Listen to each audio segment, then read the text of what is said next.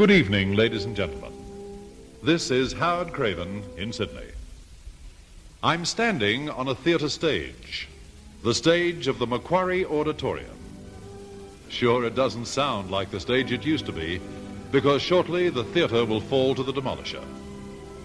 But while it's here, I've come to collect some thoughts, to relive a little of the past, and recall an era when, from this building, many of the finest dramatic performances ever in the world were broadcast. Nostalgically, for the next hour, let's recall the golden years of radio drama.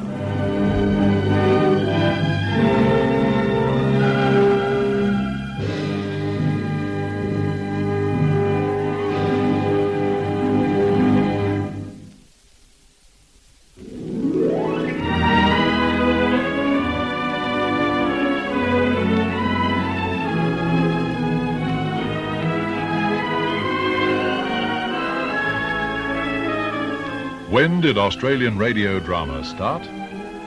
It started back in the mid-1930s, but unfortunately the passing of time and the wax composition of those early discs have melded, and the recorded performances of those early dramatic artists have long since melted. The 1940s began an era that brought radio drama right to the forefront of Australian entertainment. Dramatic programs grew with such stature that during the golden days, the late 40s and the first half of the 50s, listeners were more avid fans of their favorite serials and dramas than are people today who watch television. For children, hearing their continuing adventure stories. For adults, following their soap operas or continuing mysteries were rituals in every home. To miss hearing the Sunday night play meant that you were completely out of touch with the main topic of conversation in offices and factories the following Monday. To set us on our nostalgic ramble through the golden days of radio, let's take a theme, or themes. The music, which in bygone days arrested our attention and created the mood of some of our favorite programs. Shortly after the war, Australians first experienced a serial featuring a super sleuth-cum-spy. Its hero could be likened to the James Bond of yesteryear. It began with this theme.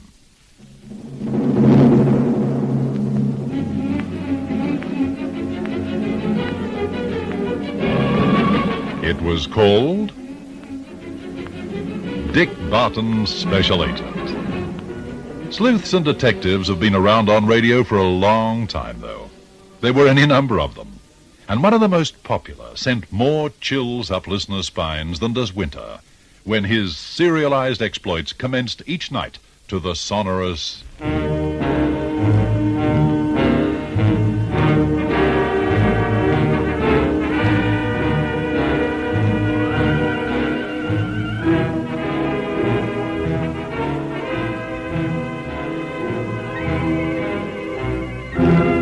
The serial was called Danger Unlimited and starred Nigel Lovell and Lyndall Barber as Geoffrey and Beth Blackburn, a husband and wife team who encountered more troubles in any episode than most hapless couples could run into in a lifetime.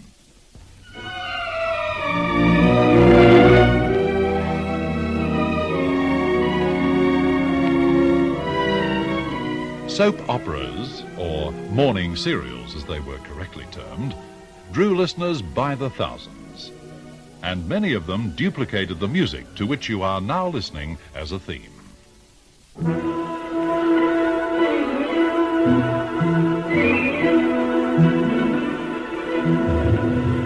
The Golden Colt was one of a spate of racing sagas, all in the true Nat Gould tradition, most of them written by Bob McKinnon or Eric Scott. Believe it or not, even in the mid-40s, Australian radio actors and actresses were proving to be the best in the world at their craft. And Ripley's, believe it or not, was transferred from the news strip to the airwaves, signatured by the music you are now hearing. The piece is called Sons of the Air. And kids, and adults too, had their own set of fictitious heroes to whom that title also aptly applied.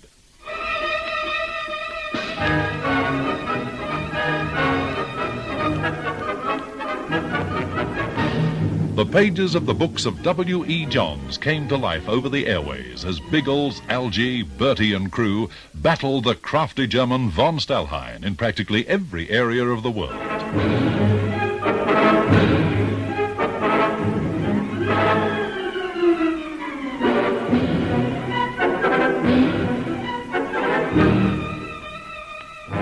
For adults, the dramatization of factual stories of the war became popular.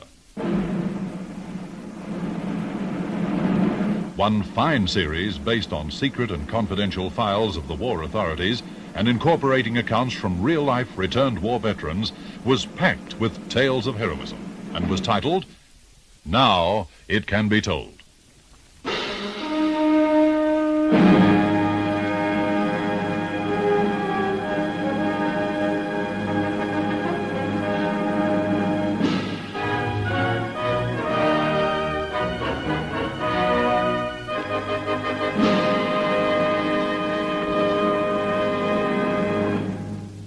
Though some series had characters who were pretty nasty villains, violence was kept to a minimum.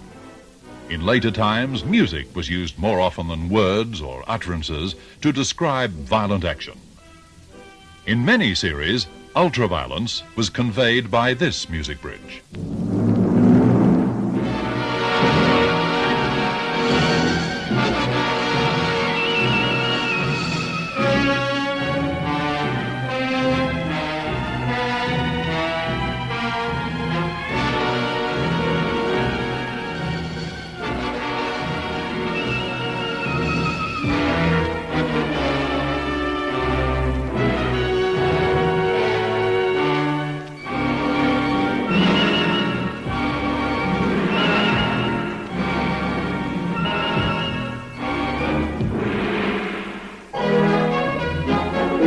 And then, of course, there were the westerns, all of them drawing huge audiences to hear what were generally simple and uncomplicated stories.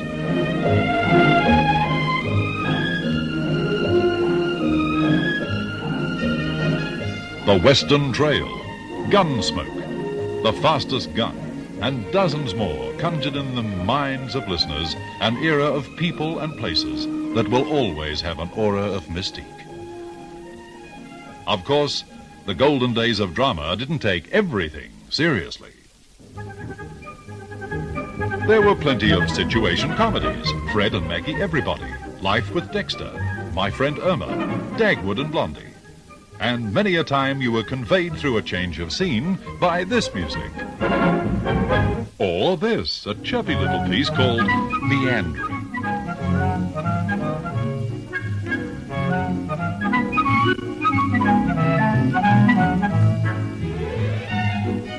Ah, they bring back memories, don't they? And we could go on forever recalling programs just by their signature tunes and background music. But we've meandered enough. It's time we heard some of the great series and performances of the golden days of radio. I'll be back with them to really nurture your nostalgia in just a few moments.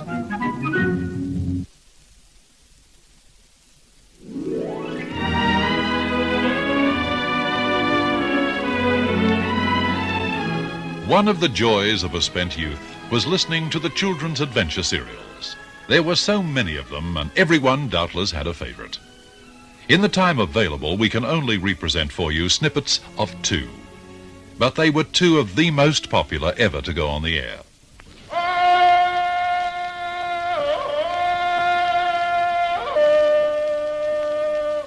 Tarzan, King of the Apes. Our first Tarzan was Rod Taylor, now man about Hollywood and international star. When Rod went overseas, he was replaced in the leading role by Charles Tingwall. He too went on to overseas fame before returning recently to star in the Australian TV series Homicide. Charles was replaced by Ray Barrett, now the star of the British series The Troubleshooters. So all the Tarzans really made it in their profession. Here's the original, Rod Taylor, having some trouble with his friend Paul Dana and Tantor the elephant. You are too slow, Tarzan. Look, I'm here before you. I'm coming. You will have to hurry, my friend. I'm up to the next tree. Wait, Paul. And have you get ahead of me? Certainly not. Goodbye, old slow coach. No, Paul, that vine isn't strong enough. Paul! It's broken, Tarzan! I'm coming, Paul. Don't move. Don't move till I get down to you.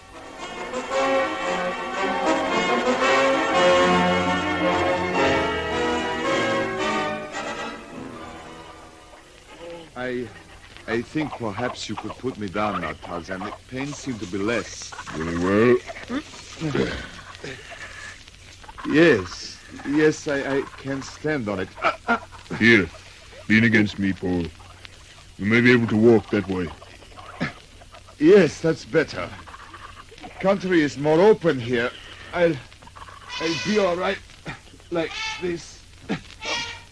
What's that? Tantor. But the cry he makes is strange. Oh, of course it is an elephant. Thank goodness he's a long way from us. He is coming this way. And I don't like that noise he's making. It's just the trumpeting of an elephant, is it not? This is different, Paul. Sometimes Tantor stops thinking. He is savage and kills everything he sees. When he is like this, all the jungle fears him. You mean that elephant has gone mad? Yes, Tantor is mad. And he's coming towards us.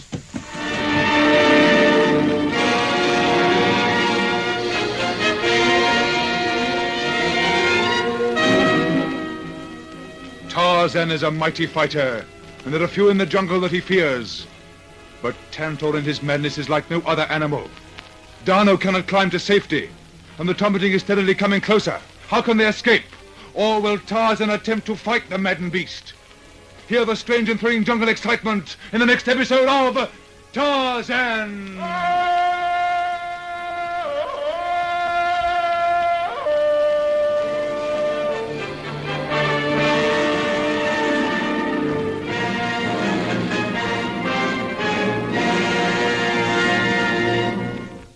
The narrator there was a young fellow who had not long arrived from England. His name is Roger Clemson, best known now as a television newsreader. If you think Rod Taylor had problems maintaining his characterization of Tarzan in that snippet, have a listen to Leonard Teal in this one. He plays a dual personality. His mild-mannered character is as pucker as you'll ever hear. A far cry from the Len Teal of today, with his Banjo-Patterson poetry and country and folk singing act. The show?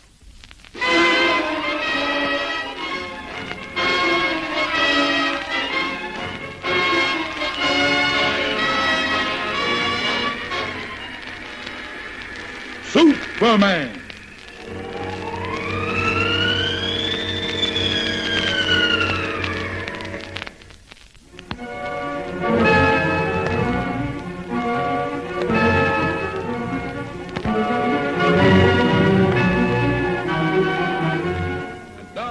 Superman, the astounding being who came to Earth by rocket ship when the planet Krypton exploded and the glorious civilization there was shattered into millions of fragments. Twice now, a strange and mysterious voice has broken in on a nationwide radio program to predict horrible disasters. On the day following the first warning, a newly designed super transport plane crashed, and its pilot was found to have turned bright green from his scalp to his toe. Superman, in his role of Clark Kent, was further puzzled to learn that the pilot, Frank Parks, had died before the plane crashed. Kent was questioning the chef at the cafe at Rawson Aerodrome, where Parks had eaten his last meal, when the mysterious voice was again heard on the radio, threatening another and worse disaster for the next day. As we continue now, Jimmy Olsen has gone off to check a clue, while Kent and Lois Lane are returning from the airport to the Daily Planet in a taxicab. Look, Clark, you haven't told me yet why you had that chef arrested, Bolito. I didn't have him arrested, Lois. You certainly did. You were in the cafe kitchen talking to him when the voice came on the radio. Then you rushed out, and a few minutes later you came back with Inspector Henderson. I just happened to remember who Bolito was. When I told Inspector Henderson about it, he decided to take him into custody. But who is he? Jimmy and I were trying to remember, and then the voice came on. We forgot everything else. You remember that big case a couple of years back, Lois? When those two old spinster ladies died of food poisoning. Of course. They were awfully rich, and the Crown claimed that their brother paid their cook to poison them. Uh-huh. Now I remember. This Bolito, the chef in the airport cafe, he was their cook. That's right. He was tried for the murders, but somehow he got off. Good heavens, Clark. Do you think Bolito poisoned Frankie Parks? I don't know, Lois. In fact, we don't even know if Parks was poisoned. Meanwhile, word spreads and the people begin talking and wondering. At midnight, aboard an express train roaring south from Metropolis, in the cab of the huge engine, the young fireman speaks to the grizzled old engine driver. Tom, what do you think about this voice stuff? The what stuff? You know, this bloke that calls himself the Voice. One who breaks in on radio programs somehow. Oh, him. Some crank with a crazy sense of humor. I didn't hear it myself, but my wife was telling me that this Voice broke in on the radio again yesterday afternoon and said there was going to be an even worse calamity today. I'm kind of getting worried myself. Go up, Jerry. Have you seen pink elephants next? Better check the water gauge. I just did. Tom! What's the matter? Look at your hands, your face. Tom, you're turning green. Tom, look at yourself. Your skin, it's turning green. Huh? What? My hands? They're green. Your face, too.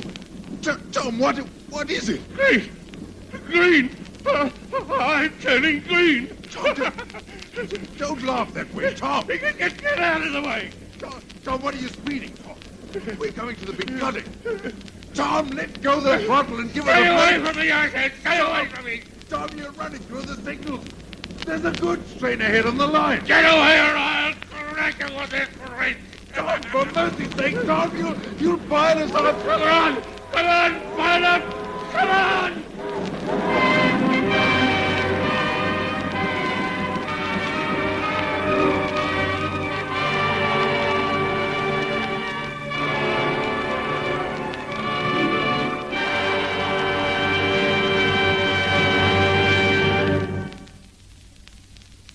Pulling frantically at the wildly shouting engine driver, the fireman tries to drag him away from the throttle. But the engine driver, his entire skin now a bright green, flings the fireman to the floor of the cab as if he were a child. Then, laughing wildly, he opens the throttle wide.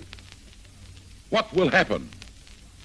It is 25 minutes past midnight. It is the day on which the Voice threatened that once again a major disaster would strike.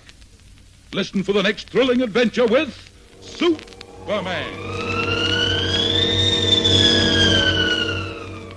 Margaret Christensen played the irrepressible Lois Lane. Edward Howell, best known as Fred and Maggie fame, was the train driver who turned green.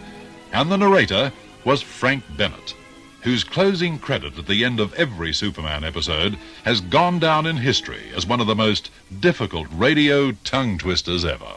Superman is a copyright feature appearing in the Superman Comics magazine and in other comics magazines published by National Publications Incorporated. Well, that was some of the action that kept the children happy during the golden days of radio drama. In a moment, I'll be back with an excerpt from one of Australia's most popular nighttime family programs.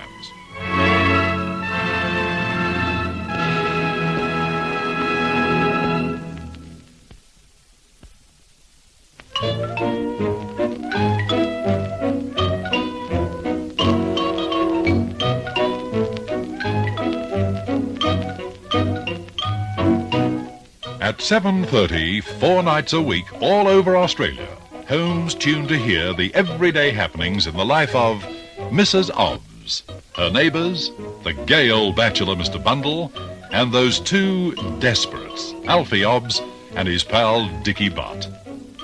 The role of Mrs. Obbs was played by a man, Dan Agar, and her next-door neighbour, Mrs. Bottomley, by Rita Ponsford. Mrs. Bottomley spent much time talking about her Rosalind and her Bottomley, but they never seemed to appear in the action. Let's join them chatting over the fence. Mrs. Dobbs, I've just done my bed and I seen you come out, so I come over. Has the postman come yet? Well, I thought I heard his whistle once, but I don't know for sure. There wasn't nothing in my box. Fancy. I thought there might be a letter from my Rosa, Mrs. Dobbs. Was you expecting one? Well, I don't know. You don't never know when I might get a letter asking me to go and stop up the country for a few weeks. Yes, I'd have a good mind to go, too. Just to let my aunt see how he'd get on without me. Well, I know what would happen to me if I went up the country and left my Bottomley on his own. I'd get killed, Mrs. Dobbs. Who would you know up the country, Mrs. Dobbs? Well, of course I know Sandra's. I stopped up the country once. Did I ever mention the name Bert Wood to you? Bert Wood? No, I don't remember, Mrs. Dobbs. You did mention a George Forrest once. Would that be the same fella? Yeah, aye. Now, how on earth could Bert Wood be the same as George Forrest? Well, I just thought it might be, Mrs. Dobbs, the names being so much alike. Yeah, oh. Oh, well, I'm sorry. Who is this fella Bert Wood? Is he married? Oh, well, he's married now, of course, and to a very nice woman. Edith, her name is. He married her after I turned him down, you know. She sort of got him on the rebound. Oh, yes, Mrs. Dobbs, fancy. He must have been sweet on you, was he? Well, me being from the city, you see, and having all the city glamorosity, all the young country fellas was after me. Johnny Oil, he was another. I called him Johnny, of course, but Mr. Oil to you. Oh, yes, Mrs. Dobbs, fancy. Was he a nice fella? Oh, yes, very nice. Of course, he did talk his bowels all the time. Talk through it, you mean, did you, Mrs. Dobbs? Well, it's the... What do you mean, talk through it? I said he talked his bowels. Bowls is the game what he plays. Oh, I'm sorry, Mrs. Dobbs. I thought you meant he talked through his bowler. I thought it was a refined way of saying he talked through his ass. Certainly not. Bowls. It's a game what you plays when you gets too old to play anything else. Well, that's what my Hobbs says, anyhow. Well, whatever Alfie Hobbs said in the Hobbs household usually applied. And remarkably clever at getting his own way was our Alfie. He was a character who definitely believed that manual labor was a Mexican bandit. He would do anything to get out of work, as we experience here in this scene featuring Owen Ainley as Alfie and Reg Collins as poor old Mr. Bundle. Well, what you better do, Nat, get this end and stand the sheet of iron up on its end, see, will you? Oh, yes, Mr. Dobbs. This end? Yeah, now lift it up, gentle. That's right. Now lift it till you get a stand on its end. Is it heavy? Well, I can manage, I think, Mr. Dobbs. Thank you. Thank you very much. Now, take it steady, take it steady. I'd help you only for this ankle. Now, come on. That's the good boy. Up she goes. That's right. Now, sort of walk under it now. It's 10 foot high, you know. You won't be able to hold on the edge all the time.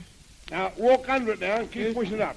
Just like it's pushing up a wall. Yes, Mr. Dobbs, I have the idea, I think. Now, can you hold it there? Yes, Mr. Dobbs, I think so. Okay, then. Now, you've got to balance there. I'll come round and hold it while you turn round, see? Yes. Now, listen. Turn round with your back to it. Yes, then duck your head and bend a bit and take the weight on your shoulders, see? Near the middle of it as soon as you can. Yes. Then it'll be sort of balanced on your back, see? And you can take it over the truck. Yes, Mr. Dobbs. Okay, now stand by. Now, right out. Take the weight, quick. Take the weight. On your shoulders. And you're going to keep it clear with this ankle. That's right. Now, that's it. You got the weight on your shoulders? Yes, Mr. Dobbs. Thank you. Okay, that's good. Now, keeping the idea a little so it won't overbalance one side. I'll get round the back and get on the other end and sort of balance it for you. I'll be taking a bit of the weight then, practically speaking, too. You right?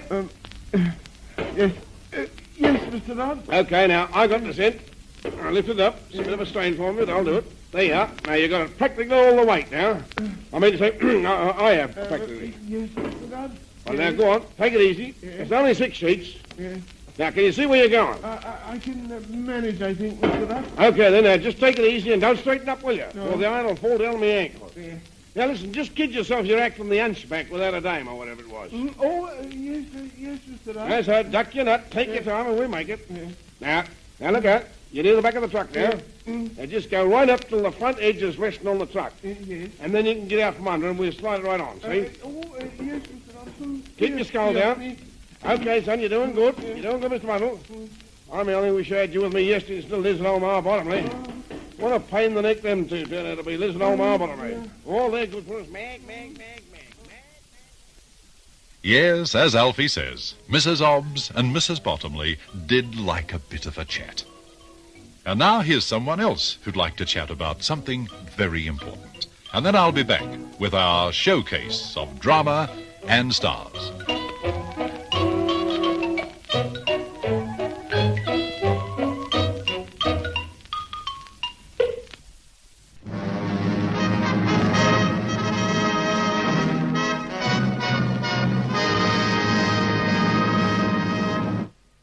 That's the fanfare that heralded the major radio drama show of the week. Broadcast over a nationwide network of stations and supplied on recordings to the armed forces, the Sunday Night Theatre brought Australian audiences the finest drama and comedy drama, adapted by brilliant Australian craftsmen, outstanding radio writers such as Richard Lane, David Netheim, Bruce Stewart, Kay Keaveney, and enacted by the most accomplished radio actors and actresses in the world. In the late 40s and early 50s, all players in the Sunday Night Theatre competed for the annual Macquarie Awards. The Macquarie Awards were most coveted. They were the only broadcast awards of such magnitude and importance in the world. They lent a dignity to broadcasting and proved to be a real incentive to Australian talent. During the period, they were won by such renowned artists as Peter Finch, Catherine Duncan, Lyndall Barber, Babe Scott, Lloyd Lamble, Sheila Sewell, Peter Bathurst, Sidney Wheeler, Lynn Murphy, John Tate, Moray Powell, Alan Trevor, Alan White, Queenie Ashton, and John Casaubon.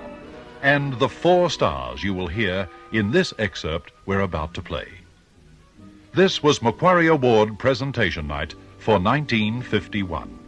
And we present in the one play the award winners Neva Carr-Glynn, Wendy Playfair, Robert Peach, and Williams Lloyd in Night of Suspense, Act 1.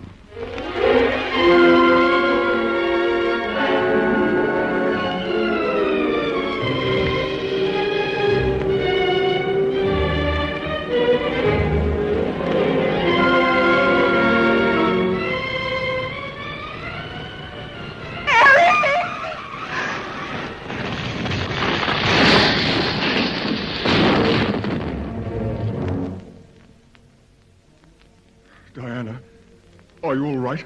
I rather think I'm still alive.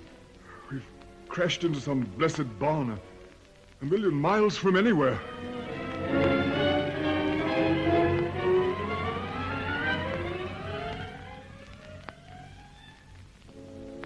"5 minutes after Eric has gone for help, Diana is still trembling.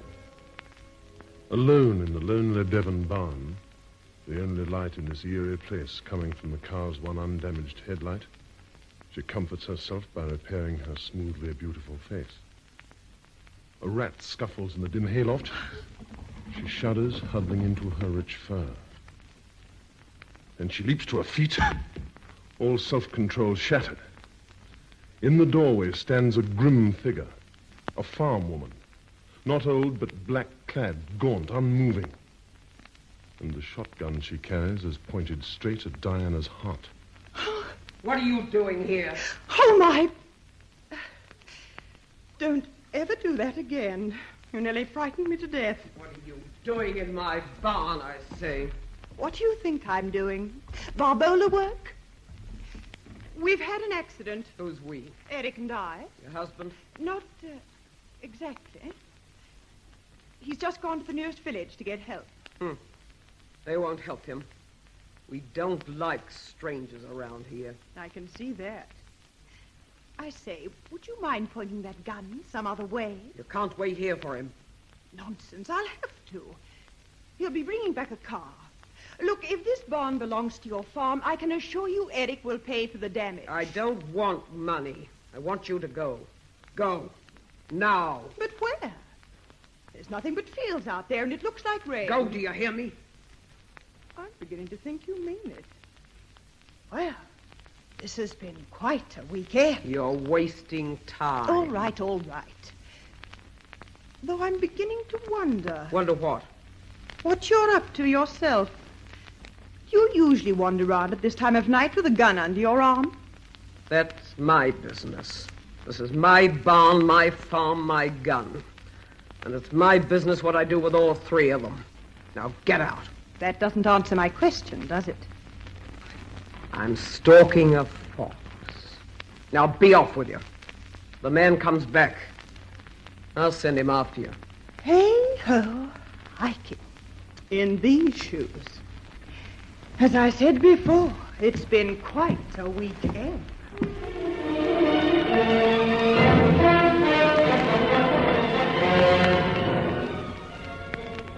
Diana limps out of the barn and across the cobbles, watched out of sight by the strange, forbidding farm woman. After a few moments, the woman bends by the shattered door and picks up a thermos flask she has secreted there. She walks slowly with it across the barn and up the creaking steps to the dim hayloft.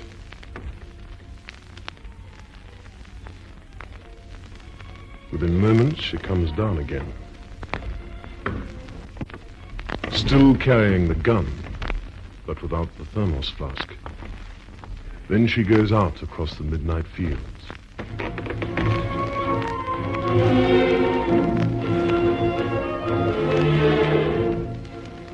When the lonely figure is out of sight, Diana emerges from her hiding place and limps back to the dubious shelter of the barn.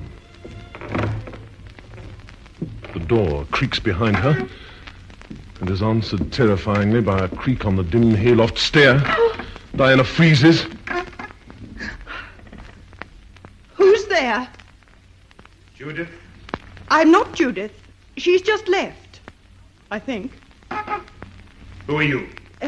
My friend and I had a crash. We were on our way home to London after a weekend at Exeter. Are you going to come off down that stair? Why?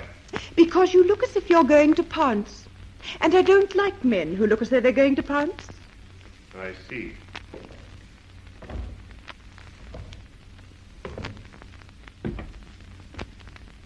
Is that better? Much. You needn't be frightened.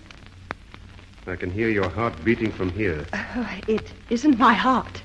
It's my knees. Just go. Go and forget what you've seen. Oh, but it's going to teem. I'd get soaked. Even that would be better. But if I promise to mind my own business, will you have a cigarette? Thanks. Light? Thanks.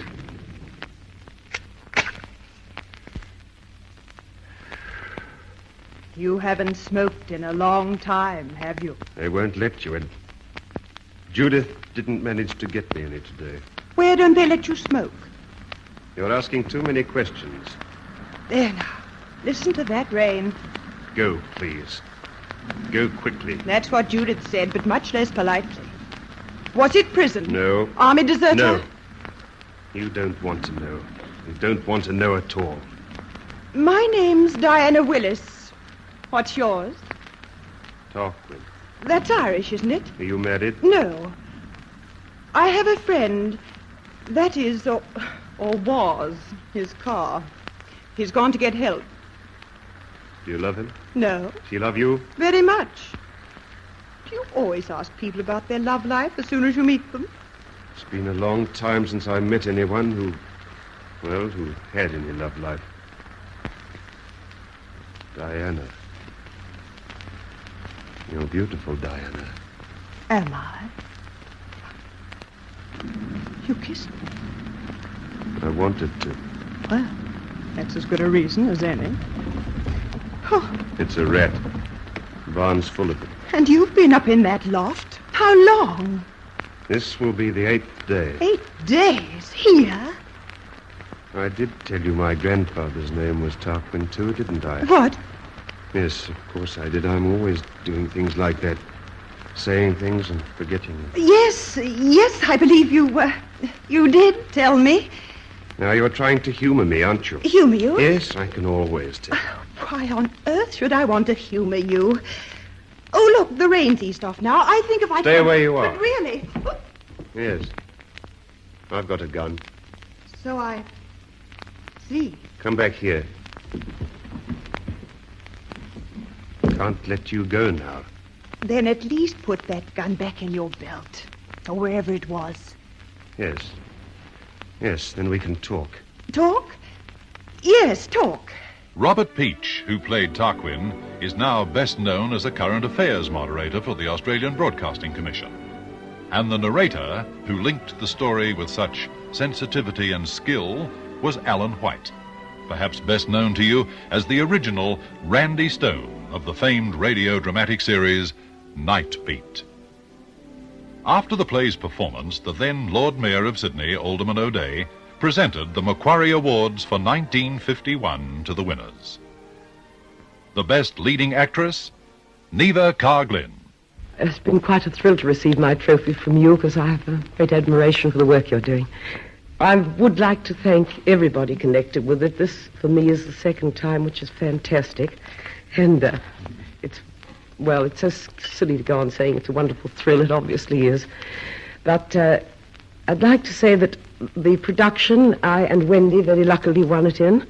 Mr. Lawrence A. Cecil was our producer, and he was the first person to give me a job in radio, so I feel very grateful to him and happier that I'm in his production tonight.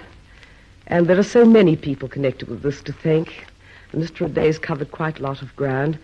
I would like to thank Miss Ossie Barnes, Mr. John Alden, for allowing me to come, because I had to fly here this morning and I've got to go back at 6:30 tomorrow morning. And it was a moot point whether I could. But they allowed me because I said it was one day in my life I shouldn't miss. And I do thank you all very much.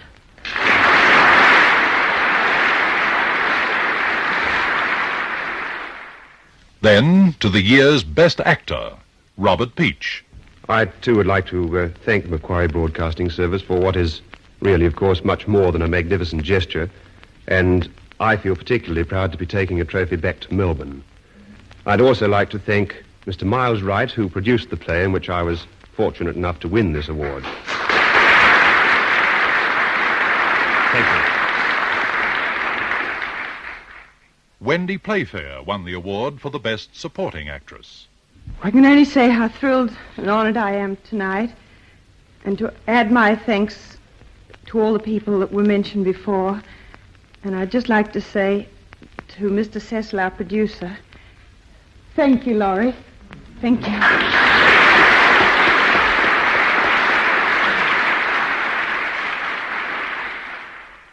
And Williams Lloyd won the Best Supporting Actor award. Well, I want to thank all those people, too. All those that have been already mentioned, and to thank them very sincerely. And I would like to also thank Mr. Miles Wright for, after all, giving me the opportunity to be here to win this and take a very valuable trophy back to Melbourne, too. Thank you.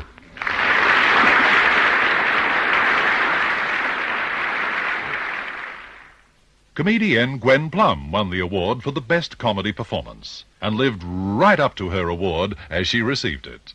I'm terribly thrilled. Like Neva, I suppose it's obvious. I'm very thrilled to be here with her because I've admired Neva's work so much. And I never dreamed up here on the stage, A, acting, or B, getting an award. I remember the first radio show I ever saw, and Lyndall Barber was in it. I thought she was wonderful. I still do. I remember how sweet she was. She bent down and patted my head and said, "Hello, little toddler."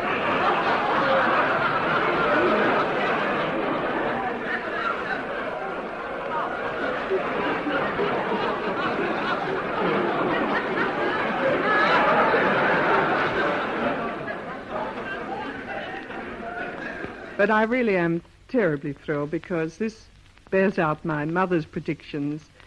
Many years ago, when she first saw me, she said, "But she looks funny." But thank you very much, everybody, for your warm applause, and what a thrill this is for any artist to win this award. What incentive it gives us all the year round.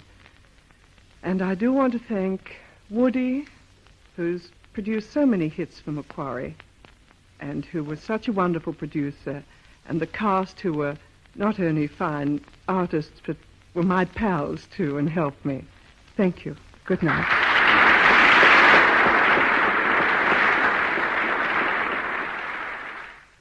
We'll return with more of the golden days of radio drama after this message.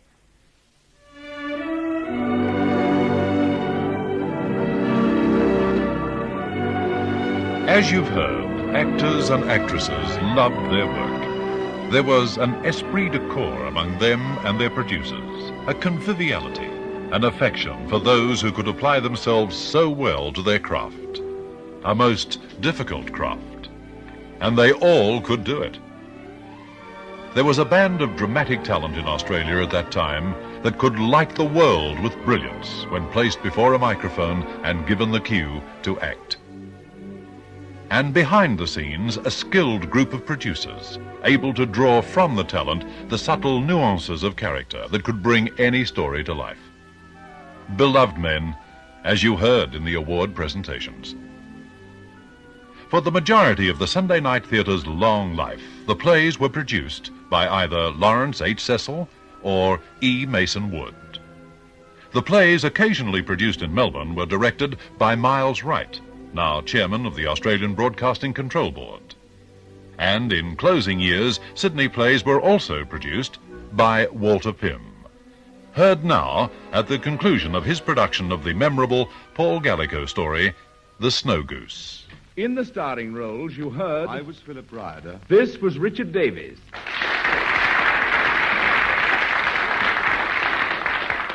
I played Frith. This was Pamela Page. I was the storyteller, Ray Barrett.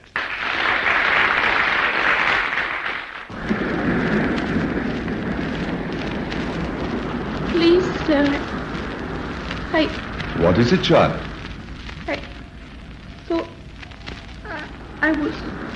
Come, child, don't be frightened. I won't hurt you. Come closer. What have you there? I found it, sir. It's a bird. It's hurting. Is it still alive? Yes, I think so. Come in, child, come in. Now, let's see what's the matter with it. Just hold it here for me on this table. Please don't be frightened. I found it on the marshes, sir, where fowlers had been. Whatever kind of bird is it, sir? It's a snow goose from Canada. But how in heaven came it here? You can heal it, sir, can't you? Yes, I hope so. Anyway, we'll try. Don't be afraid. I'm not afraid, sir. Can I help you? Yes, of course. On that shelf you'll find scissors and bandages and some splints, I think. Here, sir? Oh, yes, here they are. Thank you. Now, let's see what we can do for her.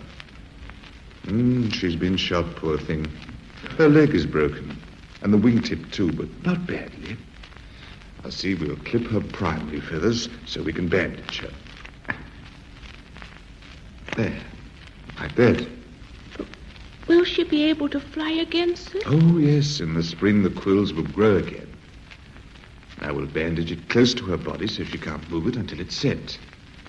Then we'll make a splint for her poor leg. I've never seen a bird like her before. No, nor have I, in any part of the country close to here. She came to us from a very great distance. Wherever did she come from, sir? Well, I'll tell you all I know of her. She was born in a northern land far across the seas. Oh. Every winter she flew to the south to escape the snow and ice and bitter cold. This year, a great storm must have seized her and whirled and buffeted her about. You can see how strong her winds are. Yes. But the storm was stronger. For days and nights it held her in its grip, and there was nothing she could do but fly before it. When at last it had blown itself out, and her sure instincts took her south again, she found herself over a different land and surrounded by strange birds she had never seen before.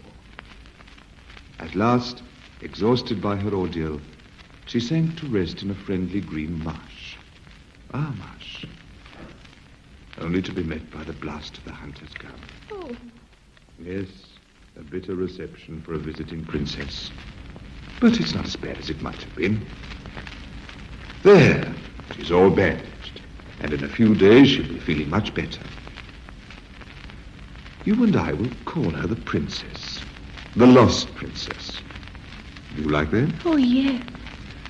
Now we'll see if she won't eat something. Now, here's some grain. Put a little in the palm of your hand. That's right. Now hold it out to her. Yes. Oh, look. She's eating it. Her yellow eyes are opening. She's going to be all right. She feels much better. I must be going. Goodbye, sir. Goodbye. Wait. What's your name, child? Fred. Where do you live, Fred? With the Bishop of Overwood. Will you come back tomorrow or the next day and see how the princess is getting along? I will, sir. Goodbye.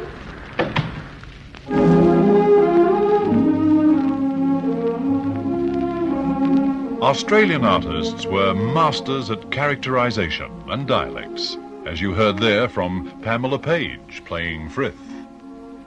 Listen again, not only to the dialect, but also the rich tones, the sensitivity and pathos created by another extremely talented artist of the Sunday night theatre days, the late and extremely great Lloyd Burrell, as he plays Paddo O'Reilly, a man coming to grips with his situation in life, in Home is the Hero. You can stay or go, whatever you like, man.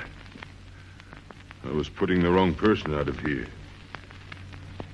There's only one person in this house that's not wanted. That's Paddo O'Reilly. Please, Paddo, stop talking like that. That's right. Is it the first time in history a man's chased away from his home by his own children? Stop it now, Paddo. Nobody's chasing you away. Don't saddle us again with your own resolutions. What else can I do? Haven't you defeated me? Won't you make my name smell in the town with your tales if I stay with you? Once a thought struck me when I was walking the long road to the station. Will I walk past it now, I said, into the freedom of the green fields? I thought of you waiting at home for me, around the fire, with the light lit in your eyes, and food on the table, and the place shining. And I'd walk into my own home, and I'd be in peace after all me torture. Is that what I walked into? Think over what I walked into. You don't have to walk out of it. I'll walk out of it, and Josie will walk out of it. And you can have it for your own. For the love of heaven, stop talking like that, Letcho. What will the people say? People forget, Dahlia. You can remember that. They forget more when they have nothing to look at.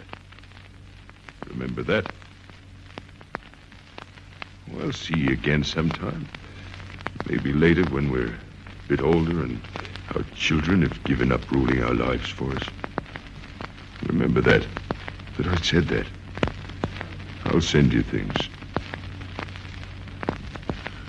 I'll go now the way I came. Out the back door I'll go, sneaking like an animal. When my wounds are healed, I'll come back to you. With the star Lloyd Burrell there, Queenie Ashton and Bruce Stewart. In a moment, a final tribute to the golden days of radio drama.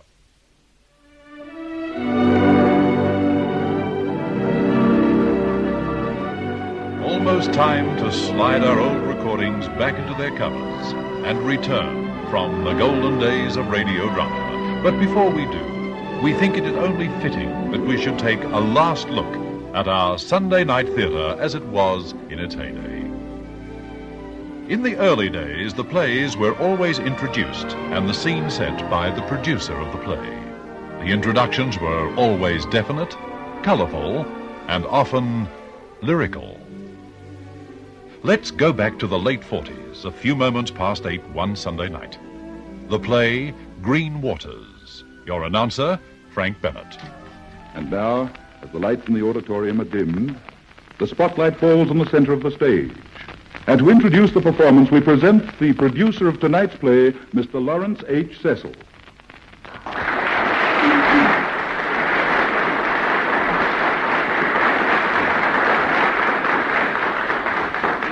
Good evening, ladies and gentlemen. Tonight we present a powerful play with the cruel passion of hate as the dominant motive. A son's hate for his father. The broad Atlantic breakers beat in from their 1,000 miles journey against the rearing furrowed cliffs of the west coast of Scotland, and their sibilant song is forever heard in the Fraser's house not far from the rugged Isle of Skye. Oil lamps bring a deep cheerfulness to the Fraser's oak-beamed living room, with its furniture that is almost as black as the smoked mantle of the great fireplace, glowing now with a fine fury of crackling peat and logs.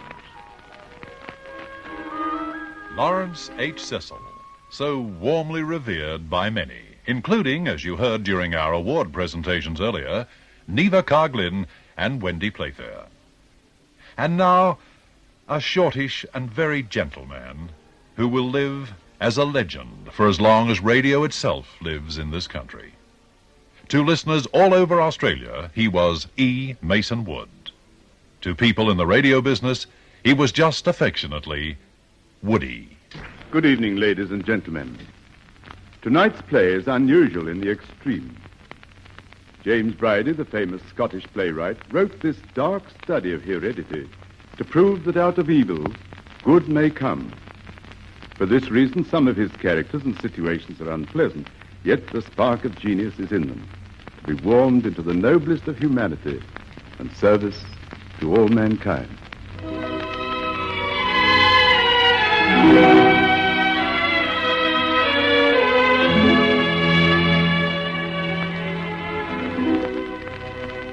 Bridie titled his play A Sleeping Clergyman, and the exact significance of this somnolent cleric has led to endless arguments among students of the drama. However, you will doubtless form your own conclusion as you listen to this most stirring story, A Sleeping Clergyman.